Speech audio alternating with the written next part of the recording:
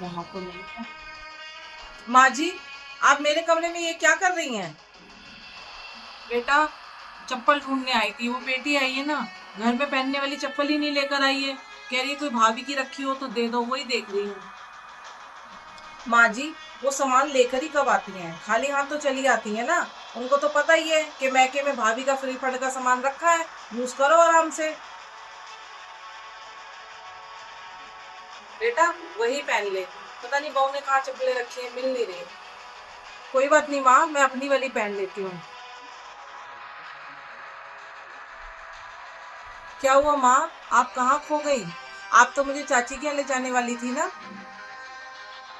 हाँ बेटा, चल चलते हैं। चल 5 मिनट रुको माँ, मैं बच्चों के लिए चॉकलेट और मिठाई लेकर आई थी ना, वो लेकर आती हूँ। हाँ। जब सारी मिठाई चाची के यहाँ ले जानी थी तो यहाँ क्या करने के लिए लाई थी? वहीं लाकर रख देती ना। यहाँ क्या देखने के लिए लाई थी? हं।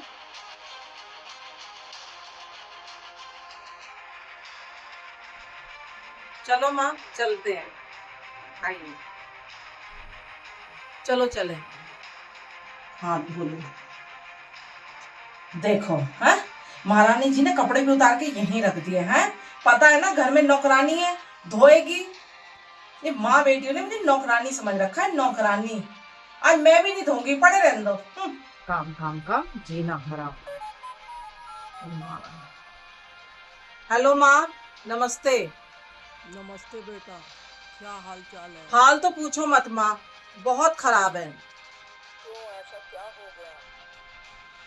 अरे मम्मी, जो आपने मुझे सूट दिलवाया था ना, वो मेरा नया सूट ना अभी मैंने एक बार भी नहीं पहना। नंद रानी पहन के घूम रही हैं।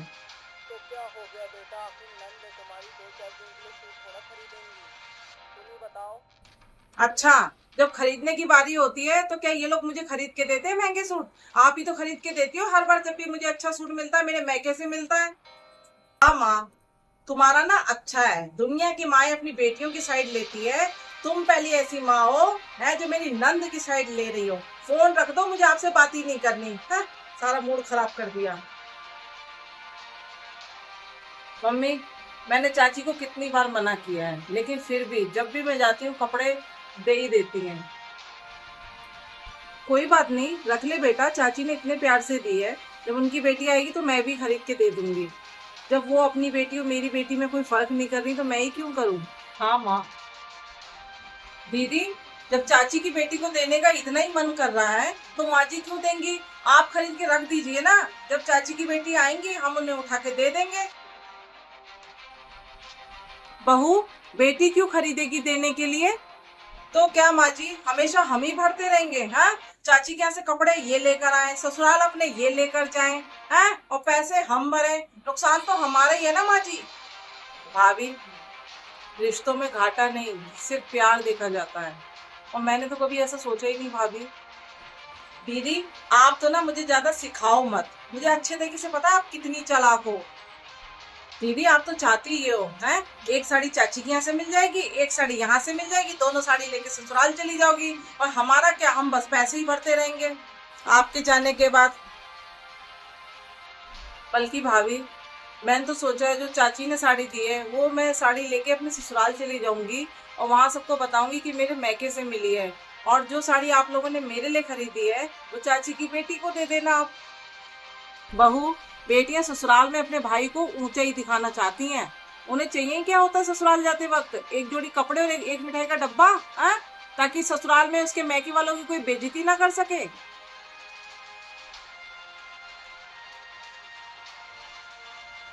दीदी, ये तो आपने बहुत अच्छा सोचा। मैं तो कभी सोच ही नहीं सकती कि आप इतना अच्छा सोच सकती हैं। भाभी, मैं तो हमेशा अच्छा ही सोचती हूँ ना, लेकिन आपके क्या मन में चलता है आप तो बताती ही नहीं है। और हाँ भाभी, वो जो मेरे बाथरूम में कपड़े थे मैं जल्दी जल्दी में धो नहीं पाई, क्या आपने धो दिया उनको? सॉरी दीदी, मुझे टाइम नहीं मिला, मैं आपके कपड़े नहीं धो पाई।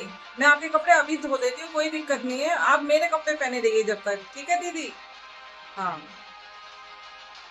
ठीक है भाभी।